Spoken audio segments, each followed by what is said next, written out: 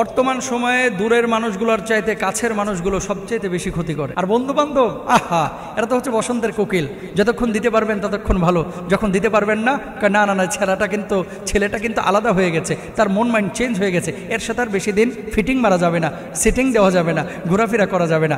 পৃথিবীর বুকে বন্ধু নির্বাচনের ক্ষেত্রে আমরা সব সময় ভুল করে থাকি। কোন মানুষটা আমার কাছের আর কোন মানুষটা দূরের, অনেক সময় হক কথা বললে তিতা লাগে, এজন্য ওকে শত্রু মনে করেন। এই মানুষগুলো আপনার আসল বন্ধু ভাই, যারা সব সময় স্পষ্ট কথা বলে, যারা সব সময় আপনাকে তেল মালিশ করে চলে না। তেলবাজরা এই পৃথিবীর বুকে সাময়িকভাবে ভালো থাকলেও এদের শেষের পরিণতিটা হয় খুব খারাপ। বিশেষ করে যারা তেলবাজ, ফুলাইতে ফুলাইতে ফুলাইতে যতক্ষণ আপনি বাস্ট না হচ্ছেন ততক্ষণ আপনার পাশ থেকে সরতেছে না। বাস্ট হয়ে যেমনি নিচে পড়ে যাবেন অমনি দেখবেন এই তেলবাজরা আর আপনার পাশে নেই। ওয়াল জারিদিল কুরবা ওয়াল জারিল জুনুব, কোরআনে দুটি কথা বলেছে, দূরবর্তী আত্মীয় এবং নিকটবর্তী আত্মীয়দের সাথে ভালো আচরণ করা।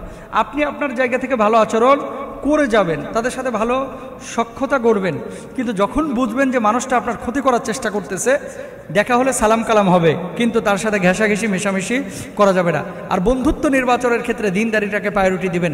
যে মানুষটা আল্লাহর সাথে গাদ্দারি করে না, সে মানুষটা মানুষের সাথে গাদ্দারি করে না।